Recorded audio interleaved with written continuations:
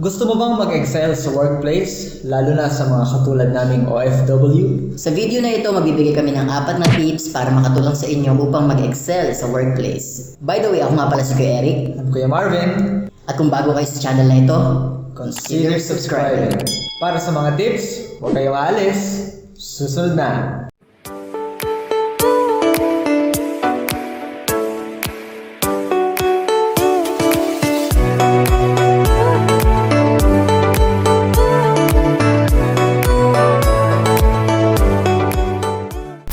Tip number 1, huwag awayin ang mga katrabaho at huwag kontrahin si boss.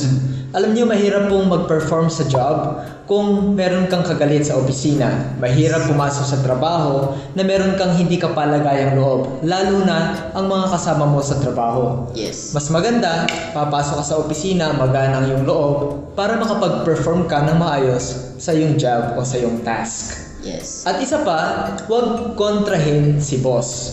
Alam nyo, may mga employee na kinokontra ang kanilang mga boss. Kaya naman, sa araw ng paghuhukom, alam nyo na, you're fired. Ganun naman talaga yun eh.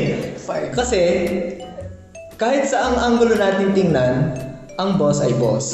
Sila ang nagpapatakbo ng kumpanya, sila ang nagpapatakbo ng isang institusyon, at kadalasan sa mga boss, gusto nila yung mga empleyado na sumusuporta sa kanila. Hindi sumisipsip, sumusuporta. Exactly. Sumusunod at nag-e-execute ng maayos ng kanilang job. Huwag kontrahin si boss para hindi matsugi. Alam niyo na yun. very common na tip, very common na advice. Pero this is happening. Yung mga empleyado na madalas kumokontra sa kanilang boss, sila yung madalas nalalagay sa alangan. Yes, saka mahirap pakisamahan yung mga ganyan tao, yung laging nangaaway. Laging may stress yung mga katrabaho mo sa'yo for whatever reason, di ba? Kaya huwag tayong palaaway. Huwag tayong matigas.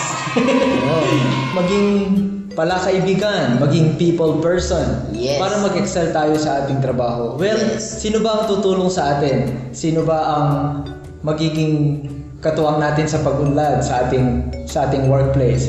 Yung mga katrabaho din po natin. Yes. At lalo na, si boss. Kung ayaw mo naman makisama, edi magtayo ka ng sarili mong kumpanya. Dito lang po. Ano lang. Tip number 2, be teachable. Yan, napakahalaga po niyan. Alam niyo po, if you are teachable, you are humble. Alam niyo po, lalo na yung mga bago pa lang sa company, huwag tayong parang know-it-all guy, know-it-all woman. Kasi yung mga alam na po nila ang lahat, mahirap yan turuan eh. Hindi natin sila matuturuan ng mga bagong procedures. Napakahirap po na may katrabaho tayo tapos hindi maturuan.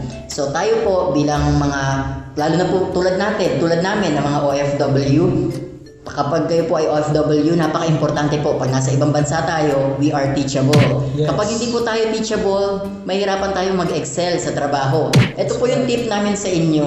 Alam niyo po, kahit saan kayong pumuntang company, kapag hindi kayo teachable, baka hindi kayo magtagal sa company na yun.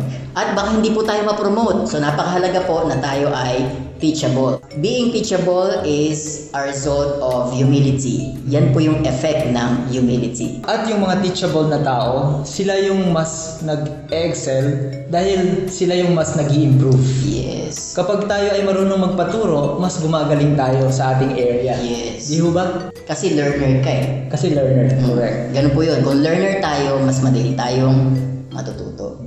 In this life, we don't stop learning. Exactly. Approve. Ganda. Approve. Biruin mo yun. Approve! Tip number 3, go extra mile. Hindi po masama na mag-extend. Wait. Give us time. Tip number 3, go extra mile. Hindi po masama na mag-extend tayo ng extra effort para gampanan yung ating mga trabaho. Isang halimbawa po nito, for example, ang oras ng uwian or ng time out natin sa ating trabaho ay alas 5. Huwag naman sanang 4:59 pa lang, lumalabas ka na ng opisina or ready na ang lahat para umuwi ng bahay. Well, binabayaran ng oras natin, we understand that. Pero ang pinag-uusapan natin, yung mga nag-e-excel sa trabaho, sila yung willing mag-extend ng extra lalo na para sa ikagaganda pa ng kanyang performance sa job. Isa pang halimbawa ng extra mile, yung hindi pagiging late sa mga meetings, Wow. hindi pagiging late sa mga activities. Oh, I love that kind of person. Yung 5 minuto o 10 minuto bago magsimula ang program, nandun na. Yes. Yan yung mga tao o mga empleyado na nag-excel. Pero yung mga, alam niyo na, 1,000 years later, bago pa lang darating, kitang-kita ni boss yan. Kitang-kita ni boss yung performance ng mga palaging late. Kita rin niya yung mga nag-e-extend ng extra nilang oras, ng extra nilang effort to fulfill their job. And that's approved for the boss. Meron pa ako naalala when I worked in McDonald's sa Pilipinas na po. Sabi sa akin nung nagtuturo sa akin, kailangan Fred tawag sa akin doon eh. Pagka hinahalo mo yung gravy, gumagawa ka ng gravy, dapat nakangiti ka. Ayun, para daw mas lalong sumarap. Ibig lang pong sabihin, we should add love. Yung extra mile, kay Marvin, ibig din sabihin, di ba, yung parang, kailangan gawin mo ito with excellence, with love. With love. Hindi yung parang ginawa mo nga, nagluto ka nga ng nagprito ka ng itlog, galit ka naman. Diba paano yun? Baka masuka yung kakain. Oo, kaya, Malason. oo, iluluto mo siya na parang nagluluto ka ng para sa anak mo. Pag ganon, edi parang may love yun. That's extra mile already. You don't need to get tired. You don't need to, alam niyo yun, yung parang maghikahos. Tama ba yung Tagalog ko? Para lang masabi na extra mile, yun palang simple na pag-add mo ng value into what you are doing, that's already extra mile.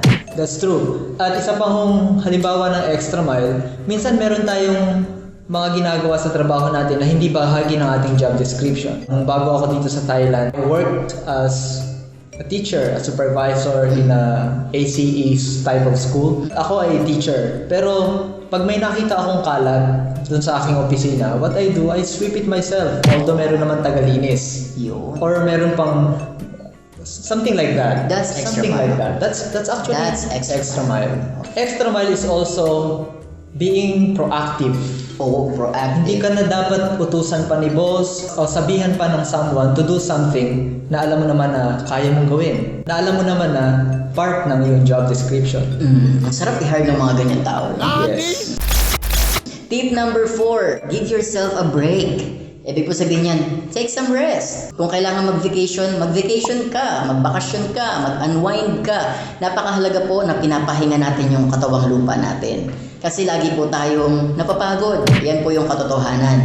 At kapag hindi po tayo natutulog, baka forever na po tayong matulog. Huwag naman ganun, di ba? So, alam niyo po, napakahalaga. Kapag ka nagtatrabaho tayo, nasa office ka halimbawa or nasa school ka, you work there. When you go home, and you're with your family, be with your family. Hindi pwede na kasama mo yung anak mo, nagtatrabaho ka. Hindi pwede na kasama mo yung asawa mo, gumagawa ka ng lesson plan. You know, tip lang po, wag ganun. Mahalaga po na kapag nasa bahay tayo, gawin nating bahay yung bahay. Gawin nating workplace yung workplace. At isa pa po, pag binigyan natin ng ating sarili ng sapat na pahinga, of course, mas magiging handa tayo sa mga tasks natin the following day.